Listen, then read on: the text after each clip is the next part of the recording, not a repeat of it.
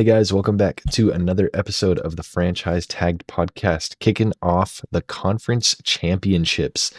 This is our third to last podcast, right? We got this Yeah. one. We're gonna skip next week. There's not really a ton to talk about on Pro Bowl, but we will have some fun videos coming out in wake or in instead of the podcast. In hmm place. There we go. That's the word I was looking In for. place of the In place of the podcast. Yeah. podcast, we'll have one or two shorter videos coming out. So those are going to be exciting. Keep an eye out for those. Yeah. And then Are you sure gonna we don't want to break down the flag football matchups? Right? No. We're not. that's for the Olympics, not for you mean the Pro Bowl The flag Pro football. Bowl Yeah, flag yeah. football. That'd be really interesting. But No. so yeah, no podcast next week, and then we're gonna have one before the Super Bowl and one after the Super Bowl. And that after the Super Bowl one is just going to be kind of like a season wrap up and a farewell for the podcast for the off season. And then obviously during the off season, we're going to have a ton of content coming out. So definitely keep an eye out for that. And yeah, it'll be fun. We want to start off with flexing the fact that we got all the matchups right. Both of us did. We agreed on everything and all of it was correct. Yep. And there was only one upset in there. Or yeah. Just the Chiefs over Bills. That was the only lower seeded team beating the higher seeded team. But screw off. We were all the way right, and I bet people weren't. So. And as we know, right, the Chiefs own the Bills. So. I'm glad we got that squared away and settled, done and dusted. For sure. This divisional round was some good football. That Bills Chiefs game had some questionable moments, some questionable referee moments, but it is what it is. And actually on that game, I do want to say, as we've done a couple times when people have rough games, shout out to Tyler Bass. It's extremely difficult being an NFL kicker, and he got death threats because he missed that kick. So I thought this was going the opposite way with Miko Hardman's stat line. Did you catch a glimpse of that? Yeah, he had like one catch, one touches. carry, 2 fumbles, and negative 1 yard or something like that. Like I'm pretty sure it was 2 yards, 2 touches, 2 fumbles. Yeah, I think it was a rough game for the man. Yeah. But Tyler Bass is getting a lot of hate, and he's also getting a lot of love from Bills Mafia.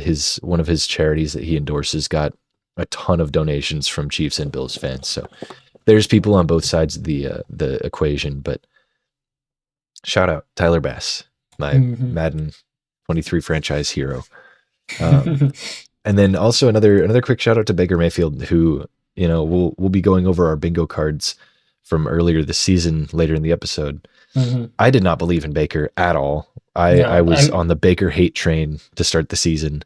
Those training camp videos did him no favors. None at all.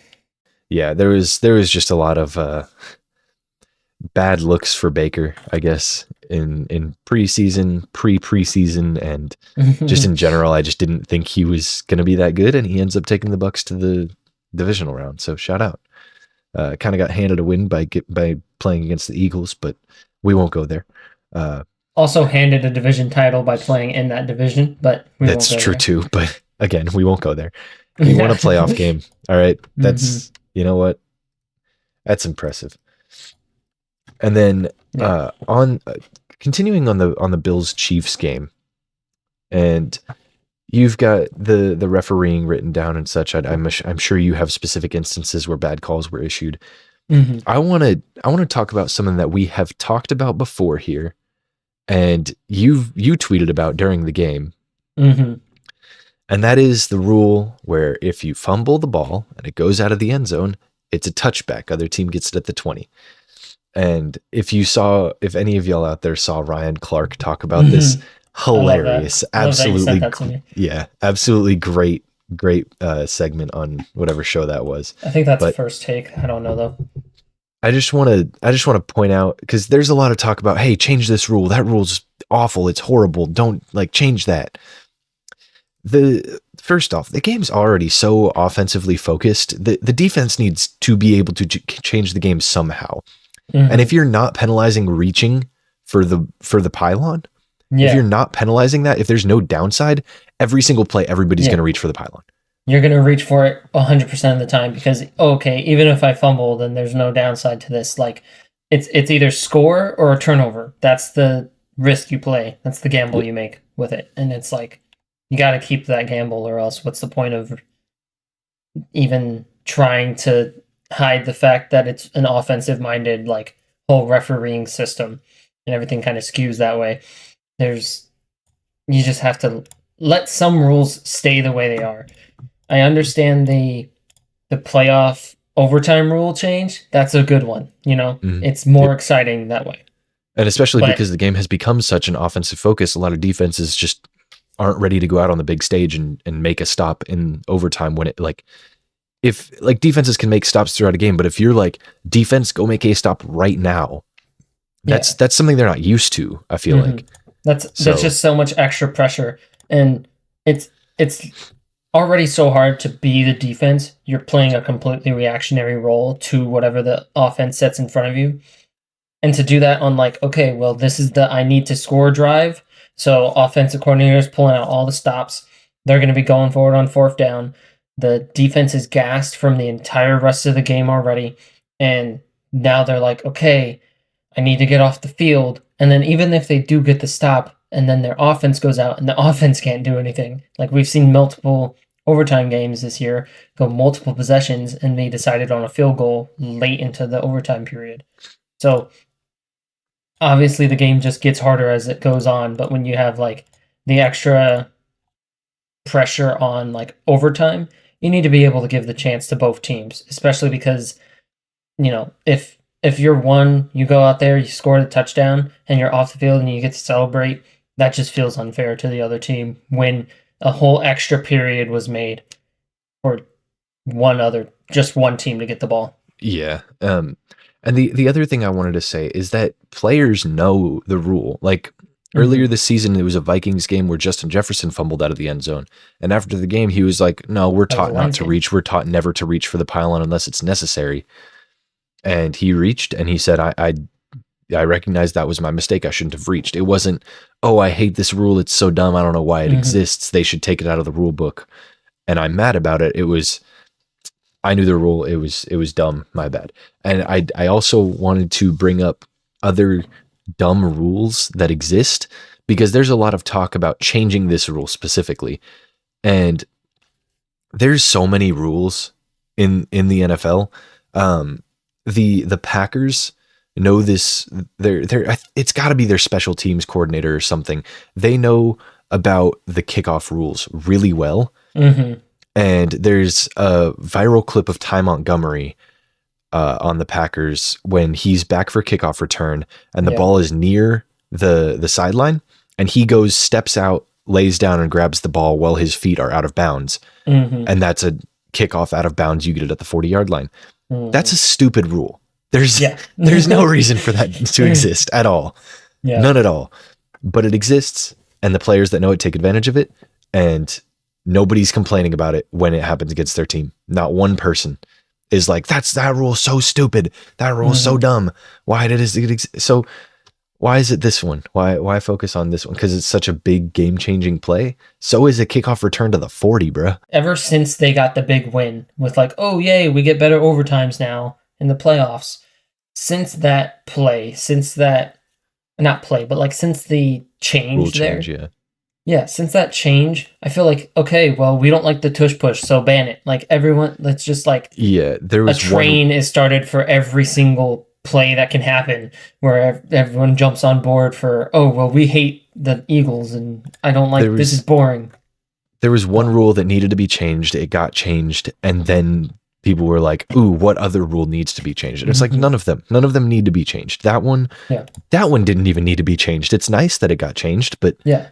It's entertaining that it got changed. Yeah. But it's not do or die. They've been working under those overtime rules for long enough. Teams understood the situation. You need to be able to build a team up from defense and offense to be able to make a deep push into the playoffs because you need to win those close games. Everyone knew that. Now it's more, okay, well, both sides can get it so we can have more shootouts.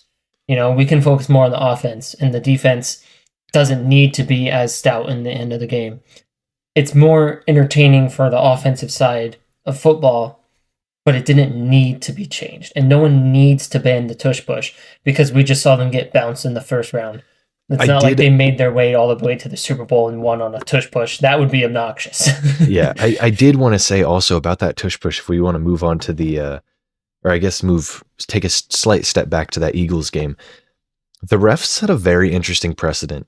And I don't know if you like realized this or thought about it, but on that tush push that got stopped on the goal line, there was a blatant face mask. Like they grabbed Jalen Hurts' face and like under his helmet, they grabbed it and they pulled it so that his body turned away from the goal line so that he didn't get over. Like there was a second push that was happening where he was probably going to get a touchdown, if not very close. And his face got like his helmet got grabbed and turned, and they didn't call it. So that precedent that they're setting that, hey, you can run this cheesy ass play, but we're also going to be a little lenient on calling penalties against it. Yeah, we're not going to be that. You know, our eyes aren't going to be looking at the same spots because we're trying to evaluate this play, and it's a whole giant pile of people. We're going to miss things. Like, yeah, it's just going to be harder to catch things on it. So yeah, and I think that whether or not it is the refs just missing it because there's so much going on, or if it's them saying, hey, we don't really like that play gives such an unfair advantage, so we're going to kind of turn away when some penalties are committed by the defense, And I don't like the refs choosing when they will and won't care about penalties, but in that instance, I kind of think it's fair to kind of give an edge to the defense on a play that is so heavily skewed towards that offense. Yeah, I see that. To stay on the refereeing point before we kind of just get into some of the like overall thoughts and viewpoints from some of the games this weekend, we had texted about it. How about that pass interference call on the Chiefs passing when there was a lot of interesting calls just from the Bills Chiefs game. I'll start with this one though, with I don't know who it was. They were coming across the field kind of on a drag, little crossing route, and a defender sitting in their zone stopped, looked at that player, shoved him, and it was within 5 yards of the line of scrimmage. So in their eyes, this is a completely legal play. I just took my eyes off Mahomes and I saw him with the ball, and I'm shoving this player, and it's called for DPI. On that topic, how do you feel? Because was it DPI? I thought it was some other penalty. It wasn't illegal touching because then that would imply that he was past 5 yards. I'm pretty sure it was they just called pass interference because he made contact not while the ball was in the air, but like, I mean, you kind of talked about it a bit in the group chat. So basically, let me actually pull up what I wrote because I was listening and typing what Gene Steratore was saying. Basically, yeah, he had a good description of the ref's point of view in that situation. The thing with pass interference and with defensive pass interference is the refs will call it if it affects the play. There's not like a textbook, the ball has to be in there. Kind of is, the ball is supposed to be in the air. But in this scenario, the linebacker chucked the receiver, and the receiver would have been where the ball was had he not gotten pushed by the linebacker. And Mahomes threw the ball almost immediately after that contact happened. So whether or not it was like Mahomes trying to draw a flag or not, the linebacker hitting that receiver where Mahomes may have been like, oh, this receiver's about to cross the linebacker. He's going to be wide open. I'm going to throw with anticipation. Okay, I'm throwing he got hit. And the ball is already out of his hands. So Gene Steratore basically said it did affect the play. The ball was released at basically the same time. So it's an okay call. It's not like a good call that every time, but it's also not like, wow, the refs really blew that call. It was more of like a call it, don't call it. You can do either. Yeah. My understanding of it was kind of not so much like, okay, explicitly what he said, but that if you're using your eyes as a referee live, not watching the replay, and he's throwing the ball, it's bang, bang. It's enough to be like, oh, I just saw him get hit. Is the ball in the air? And he's going to see the ball in the air when his eyes move to check. So it's it's close enough. Like you don't need to go to the replay and be like, oh well, actually he got hit, and then 15 frames later, they don't. Referees' eyes don't operate in frames per second. I So do also think though that since there's so many refs and they did congregate after it, they argued about picking up the flag or not. So I think that was brought up. So I don't think it was as much of like, oh, the refs just the way they saw it meant that they called the flag. I think it was genuinely like what Gene was talking about, where you can call it, and because they threw the flag initially, it was an option for them. Because if it was like way after the play, they threw because they did throw it like right away, right? Or yeah, I'm pretty sure it was like on the ground after the play, and then everyone was like, "Oh, we did," and then they were like, "What?" Yeah, I know they did look at it and they did kind of talk and discuss, and they agreed that it was the right call. So, it doesn't help the narrative of the Chiefs being helped by the refs. So that's the only problem with the call, where it's like it's an iffy call, and iffy calls that go towards the Chiefs push the narrative that the refs help the Chiefs. But as I said, there was other calls made in this game. What on earth? How? I want to make sure I'm thinking of the right game from the weekend. It was Bills Chiefs, right? The very obvious pick play. When he literally like, or wait, was that the Lions game? I think that was Lions game. I think that was Mike Evans and Chris Godwin. Yeah, it was the Bucks. Yep. Yeah. Well, they're not staying on the Bills Chiefs, but transitioning to the Bucks Lions there, I guess. There was, these are meant to be the best refs of the league. The league has to offer. There's only 4 games being played. You got 4 ref crews out, and you have the most obvious pick play being called with. I think the argument was that the contact was made within a yard of the line of scrimmage, but it's just so cheesy in the fact that like they were on the 1 yard line, like they were so close to the end zone. And yeah, I just found it. They were on the goal line, and Chris Godwin lined up outside at receiver. It was K. Dotton, not Mike Evans, that caught the pass. So it was K. Dotton crossing under where Mike Evans was running his slant, or where Chris Godwin was running his slant. And Godwin runs straight into the defender. He doesn't try to run a route. He runs at the defender, puts his arms up like this, and just bumps him, and then stops moving.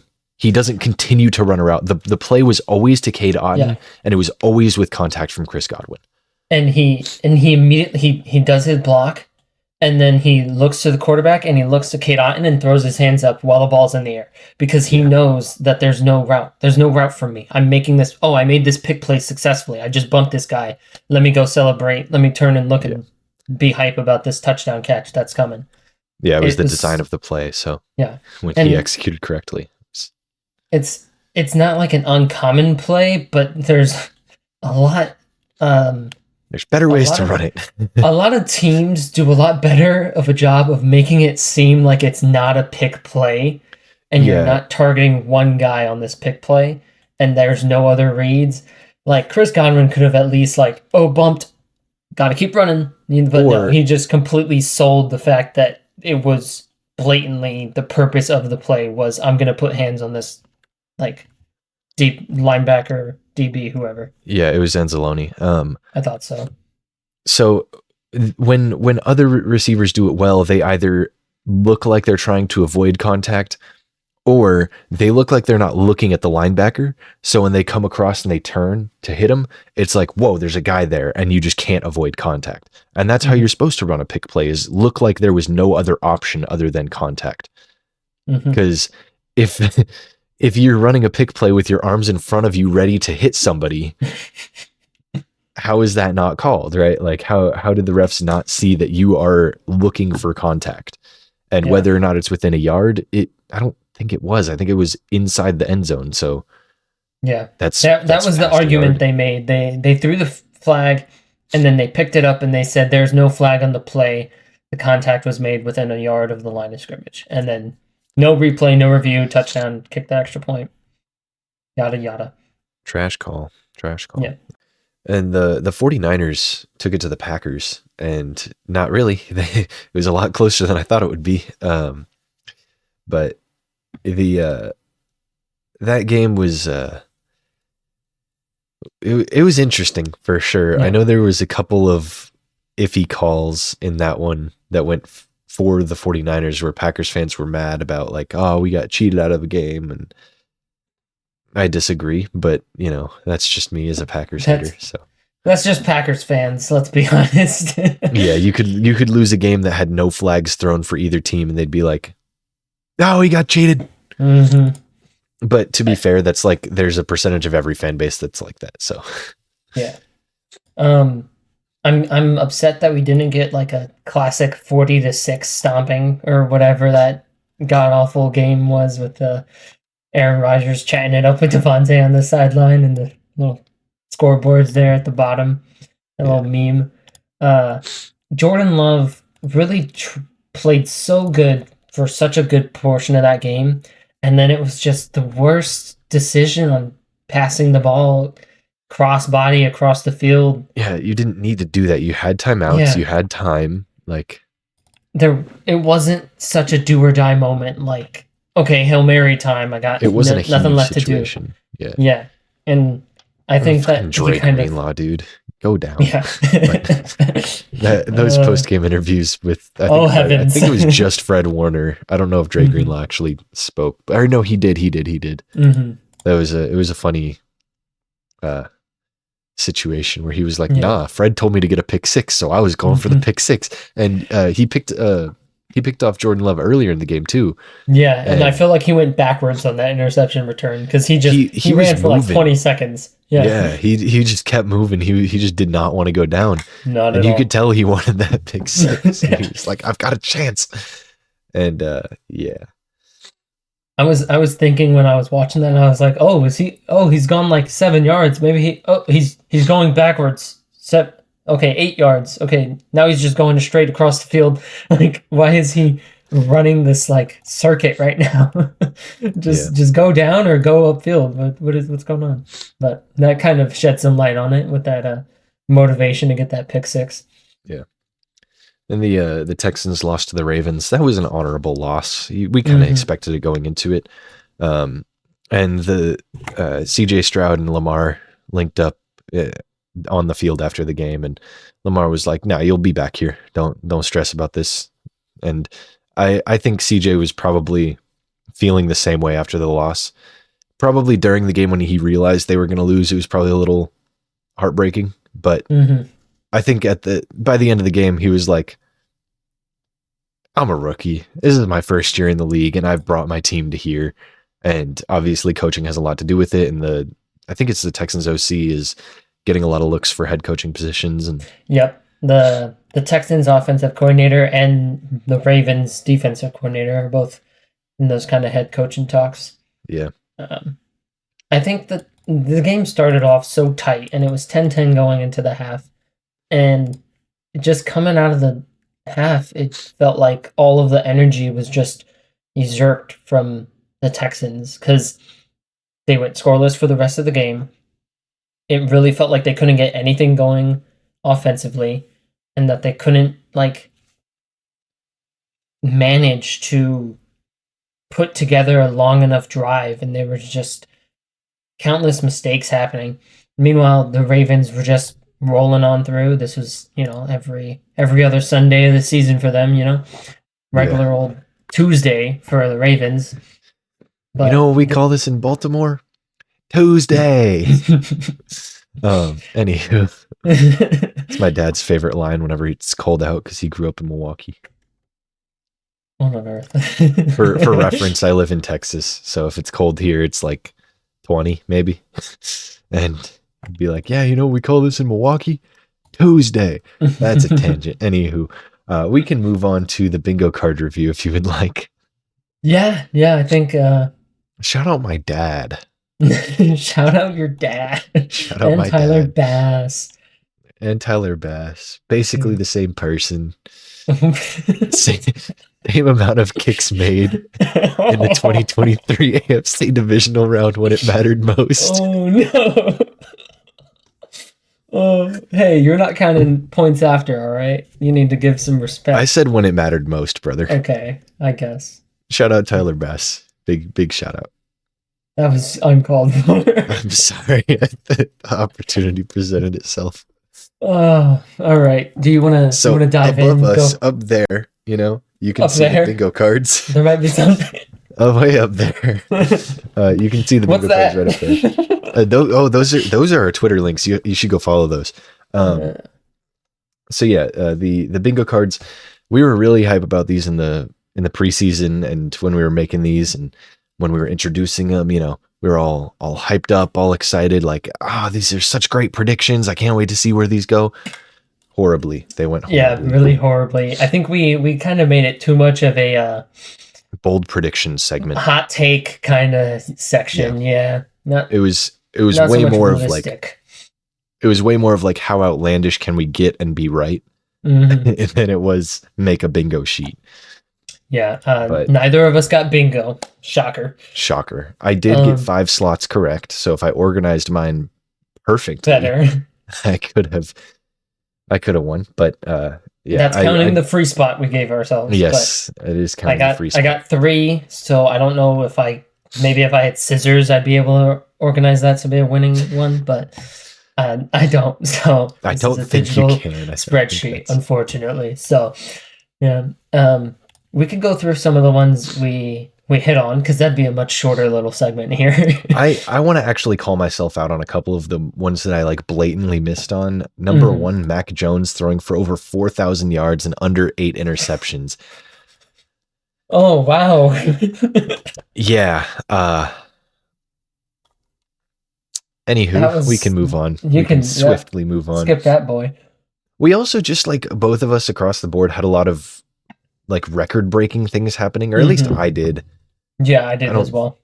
I think you had a couple of them, but I had like the receiving or the passing yardage record being broken in a game, and the single season receiving yards record being broken. And for those, it may have looked like it could have happened at one point or another, but it just never did.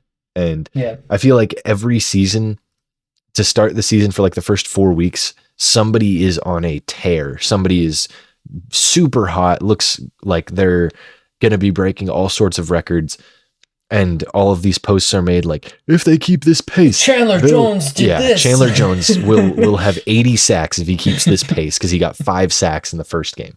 Yeah, not going to happen. Shocker. But yeah, I just got a lot of them wrong, and we obviously both did. And I feel like the ones I got right were kind of cheap. The Michael Thomas playing in 10 games is more of a joke than anything. Yeah, that one's definitely the cheapest of any of the ones you got. I think the other 3 are pretty valid. The fantasy points one, the 50 fantasy points in a game is like, it's been done. I don't think it's happened every season, but it happens a lot. More than, like, it happens maybe once a season.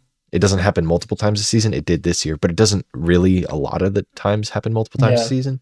But I think that if given like the hot take nature of all of the other picks, that one stands out as different. But I feel like if that was on a more like casual bingo where we were trying to get a bingo and not how this ended up going, I think that'd be a pretty fair one to put in, just because it's not a guarantee, but it's not a super outlandish, out of reach kind of goal. Yeah, and then I also had Dorian Thompson-Robinson throwing at least 100 passes. It didn't happen in the way that I expected it to, because I thought Deshaun would be benched for him just off the preseason hype that he was getting, because there was a lot of preseason hype for him where it just kind of didn't. Yeah, but you don't bench. You're like, what's his dumb contract? 200 million, 230 220 guaranteed. Oh, jeez. Yeah. You're not benching that for the for the rookie, but this last one's pretty impressive from you for the this was a snipe. I said that no running back would go over 1,500 yards rushing. It happened. 3 running backs did it last year, and I just kind of sensed the running back position not having as much value being a factor. And number 1 in rushing was Christian McCaffrey with 1,459 rushing yards. So that's a hit. That's a massive hit for me, where I just feel like that's a huge thing to guess, because I was like, I wasn't even thinking like Josh Jacobs could have done it, Saquon could have done it, CMC definitely could have done it, he probably should have done it. And then any other number of good running backs. Jahmyr Gibbs probably could have done it if he was given a full workload the whole season, but he wasn't. So, but also Monty for the win. Who gives him a full workload and expects that same output for all of the carries? Fair. But I'll get into some of my major like misses or the really close ones that missed. Major miss is the Panthers missing the playoffs due to a Week 18 loss. I don't think did Frank Reich make it past week 10 or did he get fired in week 10? Oh jeez, yeah, that aged very poorly. Aged like milk. Aged like milk. I have a bottle of milk in my fridge that's aging like milk. That's accurately aging like milk, but not spoiling. I think another one that I kind of had some belief in was a kind of huge year for Trevor Lawrence, and that didn't happen. He didn't pass 4,500 yards as I predicted in the top left corner there. But one that's so close that it hurts was the Cardinals having the number 1 overall draft pick. That one squeaked on. Just Kyler, come on, lose a couple more, please, for me. I remember at the beginning of the season, or like during like all the hype for leading up to the season, people were releasing their way too early mock drafts, and Cardinals picking at 1, they get Caleb Williams, and what happens with Kyler? Mm-hmm. And now at 4, it's like, why the hell did we ever have them moving off of Kyler? Like, he's clearly not the problem there. Yeah. I don't know why people ever had them moving off of Kyler just because of his contract. Like, the contracts don't just like poof into smoke. But yeah.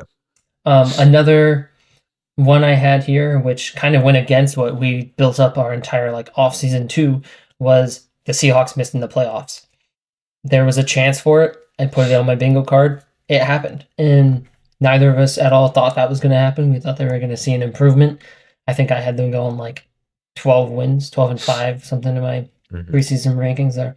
But Will Levis starting 3+ games for the Titans, that's my cheapest win because we knew Tannehill was on the hot seat. We knew it was going to happen. We just needed Levis to perform well enough in his couple starts he might get to continue to get those starts. Because I put 3+, which meant he had to be 4. So he had to play for about a quarter of the year.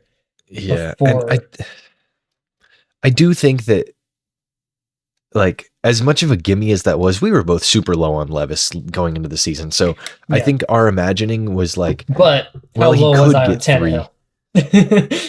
But I think our perspective was like, well, he could get 3, but in those 3 starts, he's not going to do enough to keep him starting. They'll move to Malik Willis instead because he's unproven and still on the roster. So yeah.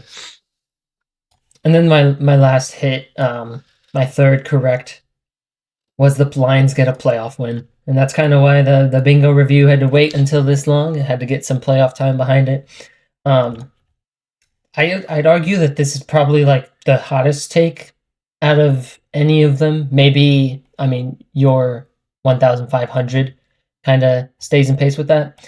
But like, hottest take out of any that we got correct? Yeah. Okay. I thought you meant out of all of these, and I was I don't know about all that, bro. The hottest take that hit. I'd say the Lions, just because of like, okay, the whole history of the Lions, not at all like how we felt about them. I kind of shared with you how I felt through the draft and the preseason and all of that. Like, I'm a Lions fan. I'm tuned in. I know I had a good gauge on that kind of stuff. So I could see this coming. And I think that even last season, if we had made playoffs, I could have seen this happening. But it's just like, okay, there's all this momentum building. I see it happening. I'm going to go with it. But anyone who isn't super in tune and connected with the franchise kind of wouldn't think that would happen. Yeah. Because there was a 30-year drop. Yeah. And they did look good this year, and they looked good at the end of last year as well, and kind of putting things together. And then they hit on their draft picks this year, and that's a huge part of moving towards success. And so many people didn't think we did. I was scared after day 1. Okay, I didn't think you missed on the draft. I just thought everybody you picked should have been reordered. And you shared that opinion too. Because if it was like, okay, we got Brian Branch at wherever you got Jameer, was it like 16? 12. 12? For Jameer Gibbs. Jesus. Yeah. So it was like, okay, if you get Brian Branch at 12, I mean, it's really highly drafted for a safety or a nickel guy, but he was projected to be a mid first rounder. So picking him at 12 isn't a huge reach. And then taking Jameer Gibbs later in the first round, that's a bit more reasonable, around the 20s where you took Jack Campbell. And then, and then Campbell in the second round is a nice pickup too, because Campbell was supposed to be like a late first, but more than likely day 2 pick. And yeah, I think like we picked it in the order to get all of the guys, but I think just after day 1 of the draft, you see the positional value. You see a running back at 12. You see a off-ball linebacker in like the 20s. I don't remember that exact pick. I know that it was after Gonzalez was off the board to you, because that was kind of the one I was watching super closely, thinking like, oh, we'll get Christian Gonzalez. Dude, that's crazy. It's crazy. I wanted Christian Gonzalez at 12, and we took a running back, and I was like, okay, well, hopefully he slips. Hopefully they know more than I do about the kind of consensus on Christian Gonzalez, and he slips to us. But he didn't, and I think... Rough stuff for you, man. Took him at 18, Jack Campbell. Oh, we took him at 18? Okay. Jack Campbell was a top 20 pick.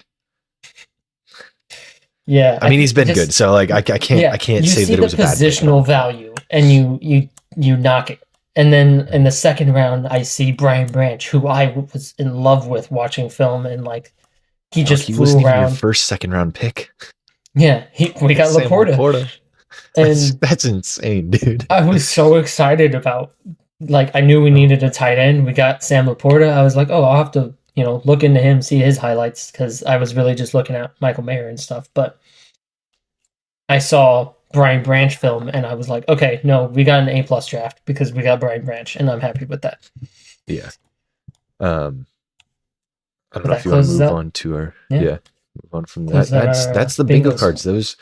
That was supposed to be one of our big segments going into the year, and it just never really panned out. As too many picks were too out of reach to keep in touch with week to week basis. Yeah, it was more of like introduced in the first week and revisited in the last week kind of thing, because everything was either a full season. It was a full season bingo sheet, so it wasn't like we were, in week 1 this is going to happen, in week 2 it was just. I probably had like 12 that were like specifically end of year stat line stuff. Yeah, like we'll do better next year. Yeah, well, I think we're gonna either opt out of bingo and do just like some bold predictions, because I feel like those are always more fun than like making some surface level basic predictions that might be a little bit unconventional. But we'll see. We'll definitely pull back from the season long kind of stuff. Make it more week to week. And now we can move on. We've concluded the players by number selecting. We have all 100 players picked. This was started what week did we start this week? This was one of my like later in the year thoughts. 11? I mean, we got through 10, so about it would be 11 weeks ago then. So yeah. So in week 10, in episode 10 of the podcast, we started selecting the best players to wear each number. We started at number 1. Went all the way up to 99, and then we selected 0 after 99, just so we could have 10 numbers per episode. And with that entire list of players, we then went ahead and made rosters and made a on-field depth chart. We didn't pick like a 53. We're not doing a whole roster. We did kind of a 22, 11 offense, 11 defense selection here. And made our lineups. So, do you want me to open up with my kind of look? Because yours is going to need some explaining, some caveats. Yeah. What I'm gonna do is right above us, right up there, is gonna be Elijah's across the entire thing. So above him and above me, right up there. Wow. Yeah. Wow. Look at that. That's his lineup. Oh my goodness. I might do offense first and then switch it to defense if you want to talk about offense and then defense. I'll do that. So I'll do. So right now is his offense. His offense is up there right now, and his defense will shift on when we move to talking about that. Yep. So we went with 11. So I wanted to give a little shout out to Kyle Juszczyk there, but obviously I'm not going to be come in into shotgun with a fullback by my side. I'm not running a dual split in the backfield. He is the fullback to do that with. Yes. And I paired him with his backfield mate with Christian McCaffrey as my number one running back there. I mean, his season speaks for itself, but the receiving threat out of the backfield really lends some credence to that. Instead of, if I were to maybe go I form here, I'd have Kyle Juszczyk in. I'd have, Pat Ricard, and I might put a different backfielder in there because I don't need him catching out. Yeah, throw some chubby back there.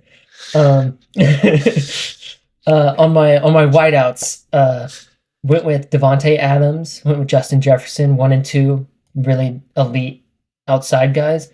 And in the slot, I mean, not really a slot guy. Tyreek Hill, definitely an outside guy as well. But the speed he could bring coming up against nickels, and all of these guys are interchangeable. You've got your top 3, and you put one at X and one at Z, and this one's actually going to motion over here, and he's going to be the new X. So wide open. You got Tyreek Hill as the motion man, basically, as the slot guy.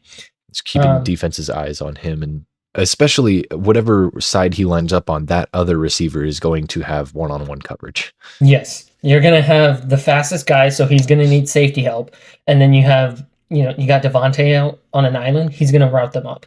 Yeah. And then, Justin Jefferson, he's great in his own right. I don't think I need to kind of go into each player's strengths here, but I'll power through the kind of rest of it because I got Sam Laporta. He was the kind of tight end we both picked over the slew of tight ends at number 87. Again, that kind of blocking ability. He's great pass catcher. And then with this kind of whole shotgun, this is a passing offense. We got Patrick Mahomes as the passer. Speaks for itself, top quarterback in the league. And definitely, we had some good picks at quarterback. Him, Lamar, Jared Goff, great interchangeable guys. Yeah, sure, but I went ahead and I paired Mahomes with a pretty familiar offensive line because I picked Creed Humphrey-Ball at center, which unfortunately is getting cut off here, but I'll just go ahead. Oh, we'll fix it for you, so you'll see it up there. Yeah, but Creed Humphrey-Ball, I think preferably just his face in that box, but I can see what I can do. I do have the meatball. You do have the meatball safe. I do have the meatball. And so then next to him on the left is Joe Thuney, and then on the left of Joe Thuney is Jordan Mailata, kind of a good left tackle that I had picked up as a pick selection there. And then I got Zach Martin, Cowboys right guard, and then Penei Sewell, the right tackle of the Lions, right next to Sam Laporta. So there's some good team chemistries here with Mahomes and his center and his guard, and McCaffrey and the fullback, if the fullback were needed on a certain play. And then the two right next to each other on the line, Sam Laporta and Penei. There. Just out of curiosity, why'd you pick Mailata over Trent Williams? That's a very good question. I must have missed him, honestly, when I was going through it again. So I'm going to swap that out. Don't cut that out. Allow my stupidity to be shown. Yeah. But Trent Williams, because oh my goodness, the running, I can run to the left all day. Pulling Penei Sewell from the right, pull him to the far outside. You got him and Trent Williams running. Dude, that's my only play call. And Zach Martin is smart enough to pick up the right edge as well, because he's been around, he knows his stuff, so he can pick up that edge. Yeah, got a pulling tackle next to Trent Williams. It's elite. Man, all right.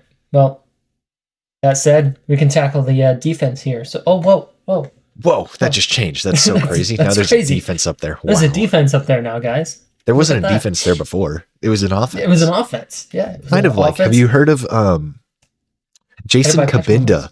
Oh my goodness, dude, Jason Kabinda. All right, he did the opposite. He did the opposite. He used to be a defense, and then he flipped, and now he's an offense. He was linebacker, then he was fullback. And then, the Lions, they said, oh, that worked for us once before. Malcolm Rodriguez, your turn, buddy. Let's do it again. Linebacker, I know you had a great season as a rookie. You're in the backfield now, brother. and get this fullback position. Anywho, That was there's good. a defense That was a good up there gaff. now. Defense up there. I only have 2 outside corners. I didn't go with a nickel. I didn't shout out a nickel because when we were kind of picking through our corner selections, we didn't really pick nickels. We picked the 1 to 2 outside corner guys. So I didn't want to kind of put myself in a weird spot to pick a nickel to put in there. So I just avoided that when spot. he played for the Rams, Jalen Ramsey was kind of a nickel hybrid guy. He was also kind of like a shadow, so it was he had his own position. They made a position for him to play where he was kind of big in the run help as well as big in coverage. So that would have been, if we did have a nickel, I think Jalen Ramsey would be both of our choices just because he can play basically anywhere on the defense. I did kind of like a pre-ranking to try to fit some pieces into this, and he was my third. So he would be the third corner for me, that nickel corner, but I just avoided it from this because I didn't want to kind of also give a position to that when we have so many good linebackers. Just kept it a base 4-3 for my defense. So I started off with Sauce Gardner, CB1. L'Jarius Sneed, CB2 over, I think, some really good options, but I think L'Jarius Sneed has really proven that he's going to be getting top-end cornerback money this offseason. The broadcast spoke about it during the playoff game, but that was the first touchdown he'd allowed since like week 12 of last year. Something crazy. He also had jammed Tyreek Hill in the Dolphins game and put him in the turf. And that's kind of when I was like, oh, okay, dude's legit. He's been legit for a while. He's pretty damn good. So he's my corner 2 there. Safeties didn't have a deep class here. I had one strong safety to pick from, and that was Antoine Winfield Jr. Free safety wise, I had Minka to pick from, but I still went with Jesse Bates III. Jesse Bates III had a very good year this year with the Falcons, and I think he's one of the few times this season that we've seen a big free agent pickup kind of justify their paycheck. Middle linebackers. Oh my goodness, what a middle linebacking core this would be with Fred Warner at the helm. You got Roquan Smith, that veteran, and then you got Nick Bolton, the youngest of this group, but still just such an impact player through his early years in the league. For sure. I think that, I've got some Chiefs really bleeding into this, but the Chiefs had some of the best top end players. They don't have the best depth. They don't have the best, further down the board of their team, but they don't have the best weapons on offense. But you notice they were void. Mahomes has none of his same weapons to pass to because, Tyreek, he's familiar with him. There's some chemistry there, I guess. That's the linebacking group. I think really just a whole bunch of guys that just fly to the ball. They're all amazing in their own right. I'm not going to generalize them. You want to know what makes them all great? Go watch individual games. And then my D-line, where I have the D tackle position being filled with Aaron Donald and Chris Jones. I will say I'm going to be expecting my linebackers to do a lot of cleanup on the run game. All right, these guys, they're getting to the quarterback. All right, they're bum rushing because next to them, I got Nick Bosa and I got T.J. Watt. So you go ahead and pick. Pick who to double. It doesn't matter. You gotta run max protect. You gotta get 3 tight ends in, and you better just hope you can run it at us because you gotta get 3 tight ends in to block, and then the one receiver out wide has to get past Sauce Gardner, L'Jarius Sneed, Jesse Bates, and Antoine Winfield. Yeah, and the linebacking core. You just can't run them towards the middle, clearly. But that's my summary of my roster. This has been a really fun kind of going through the numbers, picking up some guys, and I'm glad to see that there's just an absolute elite behemoth of a team at the end of it. I haven't clicked onto your field at all. Good. You told me it had a preface, needed some explanations. I'm excited to listen to that before I click on. So, what's that? Wow, my offense is up there now. Wow, crazy. So, I have some very interesting picks. I notably left off some players that I consider to be the best at their position that I had in the bank that I could have taken. The first one that I will be saying is that I did not pick Patrick Mahomes to be my quarterback. I took Lamar Jackson. I don't think he's better than Mahomes. I think that this read option offense going to go crazy, huh? Exactly. He adds, like, Mahomes has shown us this year especially that he has a rushing threat to his game where he can take off, he can create 10 yards if he really needs to. But I feel like it's because he's disrespected as a runner and people don't spy him.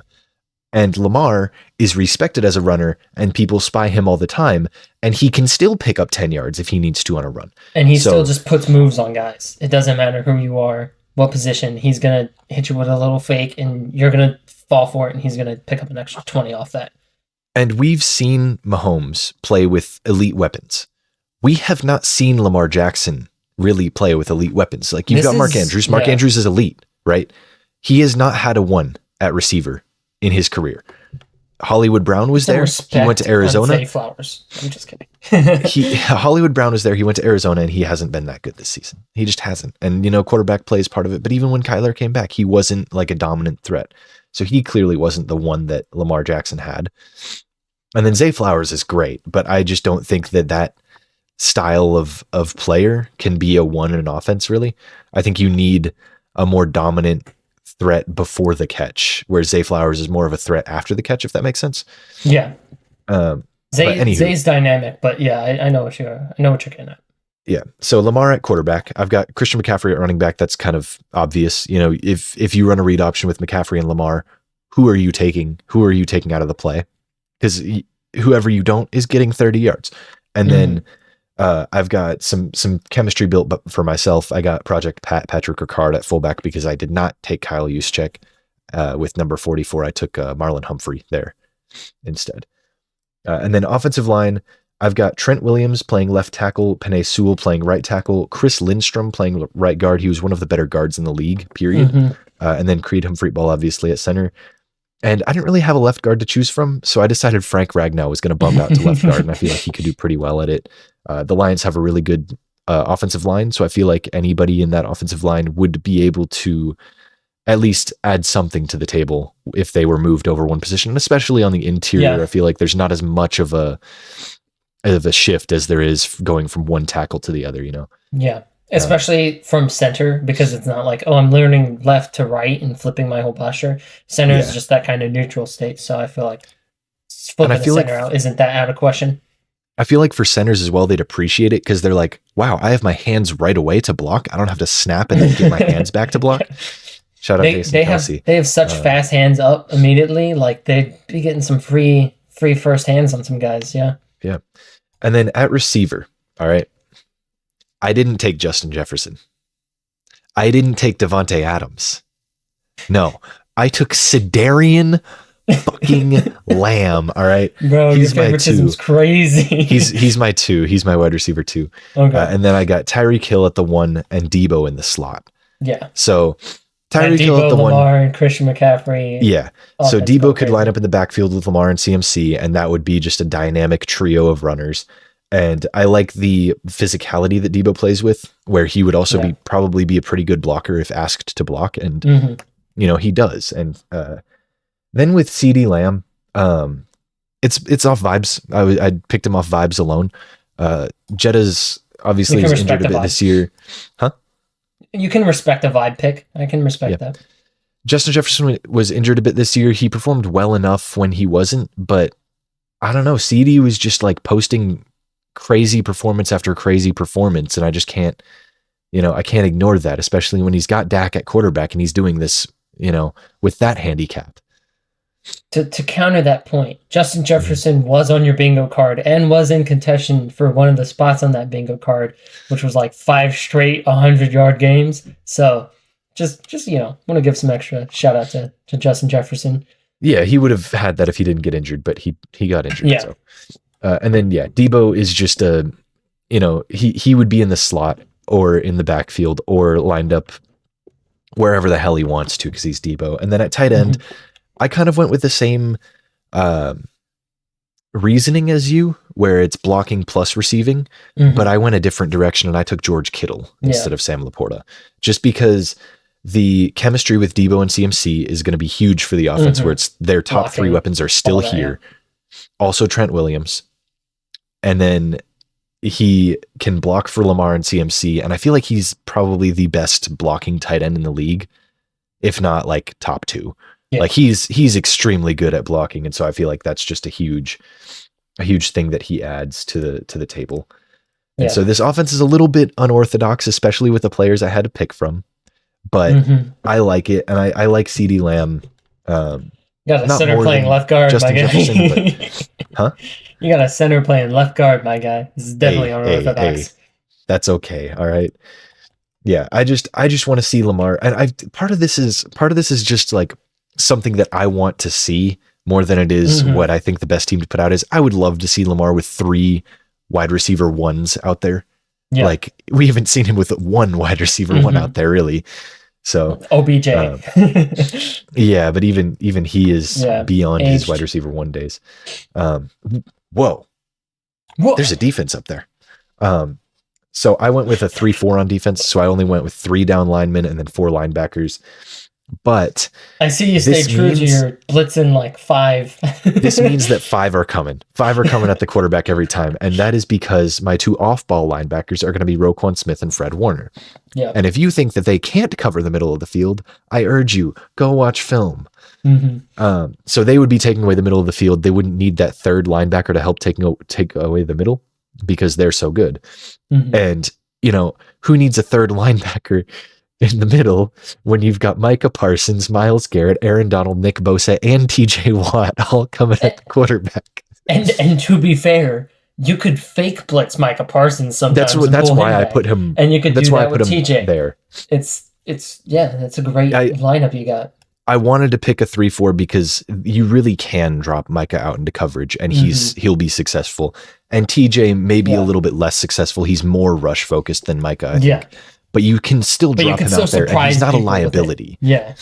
And him lining up on that edge means that you're shifting someone over to go help with him too. I mean, it's tough to shift somebody away from Myles Garrett, Nick Bosa out there, but I think that I didn't pick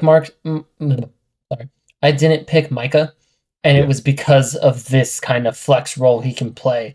And I didn't want to put that on my, 4 down linemen, 3 linebackers. I didn't find a spot for him in there. And I think this is a great usage of putting Micah in and having that flexibility with that he brings as a player.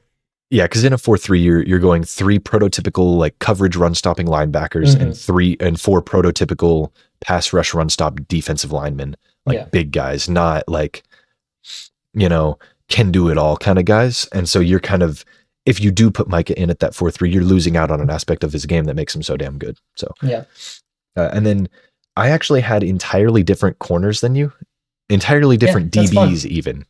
That's 2 different corners, 2 different safeties. And I had L'Jarius Sneed. I did. And I still think that he's really good, and him jamming up Tyreek Hill like really catapulted him to being like in your up awareness kind of. Yeah. But I like Jalen Ramsey, so I have him there, and he's kind of able to do more things than just cover. So if for some reason the front 7 does let something through, I don't think they ever will, but if for some reason it happens, Jalen can clean up there. And then I've got a different Jalen on the other side. Nice. And that is Jalen Johnson. Yeah, I respect that a lot. I really like Jalen Johnson. He's done great this year. The really breakout year. PFF grades, whatever. Jalen Johnson had a 90, and I feel like that's pretty damn good. I think L'Jarius had like in the 70s, so I don't know how much I trust that. But doesn't have a great PFF. I didn't check it recently, but that's just my understanding of his PFF grade. Yeah, and then at safety, I've got Minka and Derwin. Derwin is another guy that can really help with run support. That he won't need to, but he's like a huge run supporting safety. And then Minka is obviously just like a really, really freaking good safety. So he'll be out there to help. The biggest part of my team was really the offense and the interesting choices I had there, just because of the interesting packages you can run and all the fun stuff. I think giving this team to Mike McDaniel would be really Mike McDaniels. dude, I don't. I would say Shanahan. I mean, you got all of his pieces there. Yeah, but then also we've had that conversation about Shanahan his with QB. McDaniel at the OC. There we go. And Bill at the defensive coordinator. There we go. That's the team. I'd make one, and it's not even like a change I'd make outright, but I feel like with all the pass rush you got to put Vita Vea as the middleman there. Do I have Vita Vea? Was that an option? You do, yeah, you do. When I was looking at my D tackles, I was like, all right, I got 4 down linemen. I'm just gonna go pure pass rush, and fix that. Am I really taking Vita Vea over Aaron Donald? I understand. No, that's why I said it's not like you made the wrong pick. It's just like, an additional kind of looking at the scheme focus of it all. You got that run stopper in the middle, eat that up. But when you're rushing those 5, oh boy. If going against this team, you have to have a tight end in every single team, every single play to help block. Tight end, and it has to be a damn good tight end. Yeah. And then, with those 5 rushing, you never need to blitz a linebacker. And, you can back Mike up into coverage or whatever. I like the squad. I built it off of fun more than I did off of like who's the best, and vibes too helped a lot. So I'm a big fan of both of them. I really like that we both brought completely different looks to it. I mean, outside of the O-line where we were like, you had a center playing guard, and then your other guard was different than my guard. Guards. So take out the guard position, and we were pretty much the same there. We both got Christian McCaffrey, but we had some great diversity and just completely different like schematic thoughts when putting together this kind of like 11 men on the field. So I'm glad we managed to come away with something different from each other, and like vastly different. Yeah, my options at guard when it came down to it was Landon Dickerson, Zach Martin, and Tevin Jenkins, and then Trey Smith and Connor McGovern. And Connor McGovern is not good. He was just one of the like 4 he people was one of the wears number names 66. That was there. Yep. And then Landon Dickerson's okay. Zach Martin's okay, but they've both kind of played past their prime a little bit. And then they're both right guards as well. So yeah, I was between Zach Martin and Trey Smith, but I didn't want to just have the Chiefs O-line in the middle.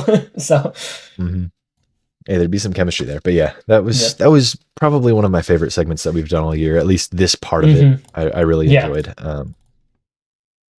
So I think some of the schlock of the really bad groups, the numbers there made it rough, but we got through it, and we got to the real heat of the real peak of that. So I'm glad to.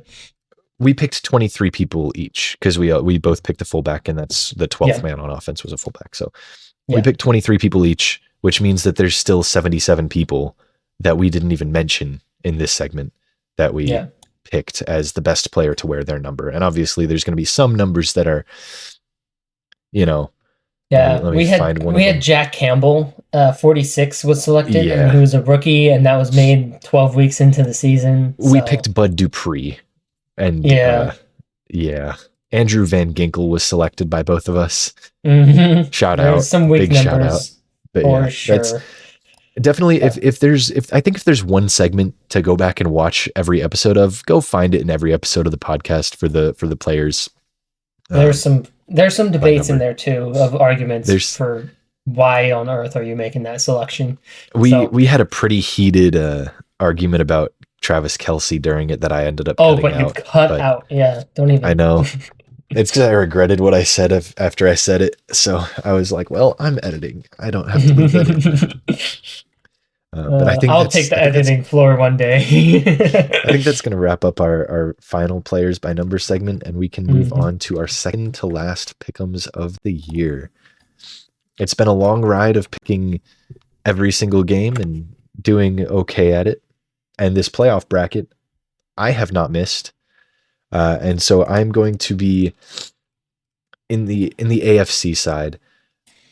I'm going to be picking the Ravens over the Chiefs in Baltimore.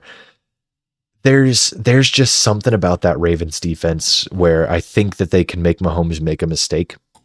And if they do that, I think they win. They do so good disguising things and like Kyle Hamilton and Marlon Humphrey, like they have so much on that back end that even if it's just tipped up in the air, that could get picked. Yeah, I think Kyle Hamilton is really showing leading up to the draft with him. There was a lot of talk of him going at 1, like him being the best player in the draft. So if you need that position, you take it at 1. And then he ran the 40-yard dash and fell to 14 because he's not that fast. But his playing speed and his knowledge of the game is like, it's insane. Watching him and watching his highlights to see where he's coming from to make these plays and like what he sees is just really, it's really impressive, to say the least. Yeah, he went to the exact right spot. Yes, he did. And I feel like that defense is allowed to kind of do their own thing. And not like, obviously you're calling plays and you're telling the players where to go and what to do to an extent. But I think there's also an essence of, hey, if you see something and you think you can make a play on it, you've got 10 other guys on the field that can kind of cover your gap that you're leaving. And if you make that play, you have changed the game. And if you let up a play, it's 20 yards, like, obviously nobody wants to let up a big play and everything, whatever, yada, yada, yada. But I think when it's, especially with how Kyle Hamilton does it and how he is able to legitimately change games and put his team in the best position possible, it's definitely a huge advantage for them. And then if you want to throw out your AFC I'll do my AFC prediction. I'm sticking with the Ravens, just like you said. It's not at all from a disbelief in Patrick Mahomes or his ability to operate on the road in the playoffs. I think that was kind of a BS argument to be made in the first place because it's still Patrick Mahomes. He doesn't have the home field, but he also plays half of the regular season without a home field. I think that the Ravens are just kind of, it's their time. They've had their years of past and they've had their playoff struggles, but they've really kicked it up a notch with just defensive play and with Lamar's passing ability now being part of their offensive game, that the Chiefs are going to need to play absolutely perfect, just like they just did against the Bills. And I'm not saying they're not capable of it, but if I had to pick a team to play more perfect, it was going to be the Ravens. The Ravens have played way more team-oriented football the entire season. They have the proof in the pudding, basically, to show us, like, okay, we've done this all year. Let's do it another game before we head to the Super Bowl. While the Chiefs, it's been a like playoff like miracle of like, what, they're catching the football? What is going on? Yeah, and one drop falls through whoever's hands and Kyle Hamilton takes it back for 6. Into Kyle Hamilton's, and then the whole momentum shifted. Yeah. And we've seen the Chiefs be beaten before, and I think it also all depends on if Kadarius Toney's active. But he hasn't been the past few weeks, and they've won. So if he is active, we can look for the Ravens Super Bowl. And then moving on to the NFC side, I'm going to be exercising a conditional pick here. If Debo goes, it's the Niners. If Debo does not go, it's the Lions. Okay. Interesting. But preemptively, I'm going Niners. Okay. Yeah, just kind of waiting on that status for Debo. Again, we record these on Tuesdays. We're not super in tune with all the injury updates that happen through the week and practices and all that. So anytime you see one of our picks not make it, we have an excuse. Built-in excuse on our record time. It's beautiful, isn't it? Yeah. Before I get into the NFC side for me, I do want to add just a little bonus section of pick'em here. Of my wife thinks the Chiefs are going to the Super Bowl, so we'll stick with that. And then I'll also add my wife's NFC pick here. But it's the shocker, guys. It's the Lions. My NFC pick is the Lions, and I'm operating on the assumption that Debo, if he does go, still isn't fully healthy. And that's fair, yeah. we've been called, like, I've seen so much hate for the Lions through this playoff run. I've seen a lot of love, don't get me wrong, but I've seen so much hate from just like teams along the that we've already played this year that are like, oh well, they're frauds, they're gonna lose. Like, we're going up against the number one seed on the biggest stage the Lions have seen in 30 years. I think that there's enough of a chip to play for that even though they're playing away, which playing away, the Lions have had a very good turnout of fans throughout the whole season. And the Niners, they're a great cohesive team, but we just saw cracks in the armor from the Packers games. They just had to make a comeback win. And you get a solid play from the defense. Like, if they don't have Debo, they don't have a real. Our defensive struggles have come from letting up 100 to 200 yards to a single receiver every single week. It feels like. Ayuk could route you up though. That's the problem. Ayuk could do it, but if Debo's good, I don't have so much of a worry of one of their wide receivers going for 300 as much as I did against Mike Evans. You know, so that said, the Niners and the Lions, they've both been great against the run through the regular season. They've both struggled in the postseason. So I could see this just being a low-scoring, huge ball control kind of game where we're going to pound it with David Montgomery. We're also going to hit the edge with Jameer, and they're going to give CMC the Rocket most opportunities, especially if Debo is hurt. So it's going to be a close matchup, but I'm going to have to go with the Lions. Early on in the playoffs, when I made a full bracket kind of prediction for myself, and I had Ravens Lions in the Super Bowl, and I've had conversations just outside of the podcast, everything, about how I think that the Lions could make it to the Super Bowl by exercising so many like battles. Like, I thought we might go against the Cowboys, beat them. We might go against the 49ers, who are the top dog, and beat them, and go against the Rams, obviously, in the wild card. But to do all of that to end up at the Ravens, who beat us into submission the first time we played them this year in the regular season, that was a hard game to watch as a Lions fan. And I think for them to go through all those battles and then make it to this would have been insane. I missed down the Cowboys pick, but I think I still have the Lions-Ravens as my Super Bowl prediction.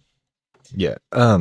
I do just want to say, if that does happen, the Lions have not been good against mobile QBs. I don't know what it is specifically, but Justin Fields tears y'all apart every time he plays you. And so does Lamar. And Lamar tears up the NFC anytime he plays the NFC. So if he makes the Super Bowl, money would be on the Ravens there. I don't think he's losing the Super Bowl if he makes it there. I think his biggest threat is Mahomes.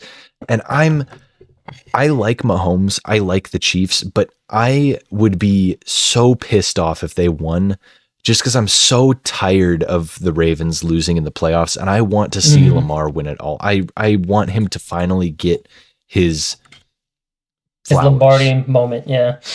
I like, he's about to be a 2-time MVP. Like, it's not that he hasn't been given any flowers, but like, man, if there's ever a time for him to finally get like people saying, okay, maybe he is, undisputed QB2 in the NFL. This is how he does it. Yeah. Just to round out, because you gave the spoiler alert for the wife prediction we've got going on the side here. Back in September 1st, prior to the opening kickoff of the NFL season, my wife said Chiefs Lions are going to open up the season on Thursday Night Football, and they're going to close out the season in the Super Bowl, because that would be storybook. And that was just her prediction immediately before the start of the season. It's just because she's a Lions fan. Like, it's not for any analytics. It's a Lions fan, and it's just she saw Lions. It's just general delusion. Versus Super Bowl. So it was Lions versus Super Bowl contender, or Super Bowl reigning champ, and she was like, "Oh, that'll be the Super Bowl again. We'll see this in the Super Bowl." And that was her little prediction, but I think it's crazy that it's gotten to the Final Four and that's still in the running. So. Yeah. I would be so tired of Mahomes in the Super Bowl. Like, I know everybody's tired of him winning, And I'm not tired of him winning. I'm not. tired of I'm tired of same guys in the Super Bowl. Same reason I kind of have the Niners not, because a Niners Chiefs Super Bowl would be so boring, and then a Niners Ravens rematch We've seen is it before. Like they're not at all the same teams. I don't want to hear about the Ravens Niners rematch at all. You know? Like, yeah, I want something fresh in the Super Bowl, and Chiefs anybody we've seen before. So I do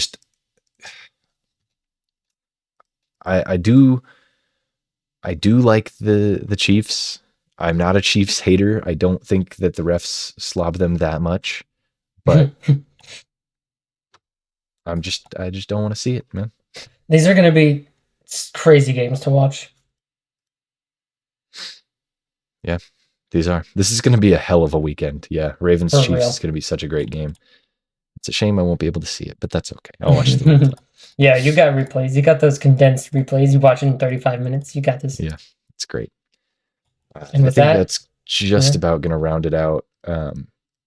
If y'all have stayed till now, you get a sneak peek at the videos that are going to be coming out next week during the Pro Bowl. And that's going to be a look forward for the Eagles, kind of how did we get here? Where are we? What's going on? Yeah. Just because of how tumultuous this season has gone for them and how good they looked through the midway point and how horrible they looked going into the playoffs. So we're going to kind of break down their problems, talk about where they're going from here. And that's going to be a really fun video. I'm excited to record that one. Yep. And then we're going to do a coaching carousel video, just kind of not super deep diving, but getting into who these coaches are that are getting their jobs and these coordinators and who's getting requests and what they may bring to the certain teams, all that kind of stuff kind of tackled in that video. Overall, just going through, some of the hirings that already happened, what we think could happen going forward, stuff like that. Yeah. So definitely stay tuned for those. Those are going to be some really good videos that we hope will do well. And catch us back here before the Super Bowl, during Super Bowl week. That is the next time you will hear from us. So follow our Twitters if you want to see our reactions to the championship games and the Super Bowl matchup. We always live tweet during the games, or try to. And thank you all for watching. It normally devolves, but we don't have a podcast next week, so we have nothing to allude to. We have nothing to devolve into. We have nothing to look forward to next week. No podcast. So with that, just check us next week. 2 new videos. Deuces.